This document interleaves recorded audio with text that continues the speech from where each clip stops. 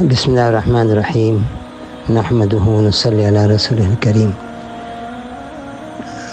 انبیاء علیہ السلام کے قصے کے بعد میں صحابہ رضی اللہ تعالیٰ عنہ کی بات کروں گا، یہی تربیت کے موضوع پر۔ حضرت عبدالرحمن بن عوف رضی اللہ تعالیٰ عنہ مشہور اور بڑے صحابہ میں سے ہیں۔ فرماتے ہیں کہ بدر کی لڑائی میں میدان میں لڑنے والوں کی صف میں کھڑا تھا۔ میں نے دیکھا کہ میرے دائیں اور بائیں جانب انصار کے دو کم عمر لڑکے ہیں۔ مجھے یوں خیال ہوا کہ مگر قوی اور مضبوط لوگوں کے درمیان میں ہوتا تو اچھا تھا، ضرورت کے وقت ایک دوسرے کی مدد کر سکتے۔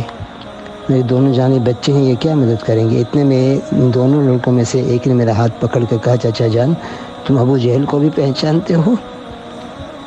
میں نے کہا جی ہاں، تمہاری کیا غرض ہے؟ اس نے کہا مجھے یہ معلوم ہے کہ وہ رسول اکرم صلی اللہ علیہ وسلم کی شان میں گالیاں بکتا ہے۔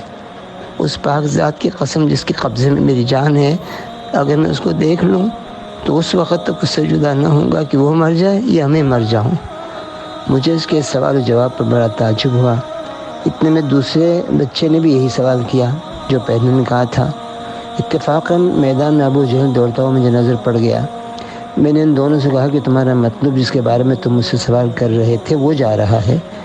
دونوں یہ سن کر تلواریں ہاتھ میں لیے ہوئے ایک دم بھاگے چلے گئے اور جا کر اس پر تلوار چلانی شروع کر دی، یہاں تک کہ اس کو گرا دیا۔ یہ دونوں صاحبزادے ایک معاذ بن عمرو اور دوسرے معوذ بن عفرہ ہیں۔ معاذ بن عمرو کہتے ہیں کہ میں لوگوں سے سنتا تھا کہ ابو جہل کو کوئی مار نہیں سکتا، وہ بڑی حفاظت میں رہتا ہے۔ مجھے اسی وقت اس سے خیال تھا کہ میں اس کو ماروں گا۔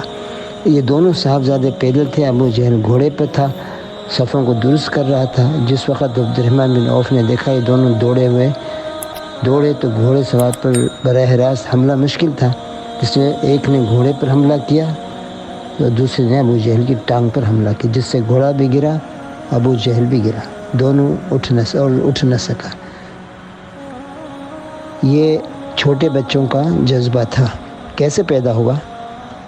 تربیت سے ہوا۔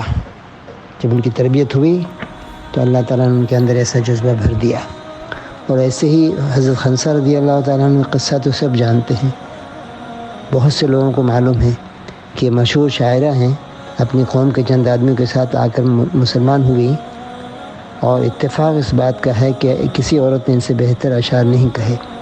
یہ اپنے چاروں بیٹوں سمیت جہاد میں قادسیہ کی لڑائی میں شریک ہوئی اور لڑکوں کو ایک دن پہلے بہت نصیحت کی اور لڑائی کی شرکت پر بہت ابھارا، اور کہنے لگی تمہیں معلوم ہے کہ اللہ جل شانہ نے مسلمانوں کے لیے کافروں سے لڑائی میں کیا کیا سبب رکھا ہے؟ تمہیں یہ بات بھی یاد رکھنا چاہیے کہ آخرت کی باقی رہنے والی زندگی دنیا کی فنا ہو جانے والی زندگی سے کہیں بہتر ہے۔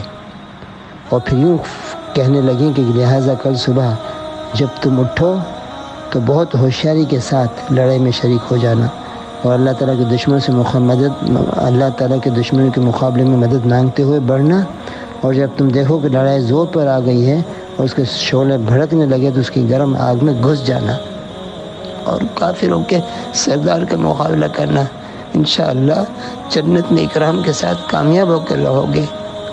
چنانچہ ایسا ہی ہوا کہ چاروں بیٹوں نے ماں کی نصیحت کو لے کر جہاد میں شرکت کی اور ایک ایک کر کے شہید ہوتے گئے، اور جب ماں کو اطلاع ملی کہ چاروں شہید ہو گئے تو ماں نے اللہ کا شکر ادا کیا اور یوں کہنے لگی کہ اس اللہ کا شکر ہے کہ اس نے اس کی شہادت سے مجھے شرف بخشا، اور مجھے اللہ کی ذات سے امید ہے کہ اس کی رحمت کے سائے میں ان چاروں کے ساتھ میں بھی رہوں گی۔ اس طرح کی تربیت ہوا کرتی تھی۔ اللہ تعالیٰ ہمیں عمل کی توفیق عطا فرمائے۔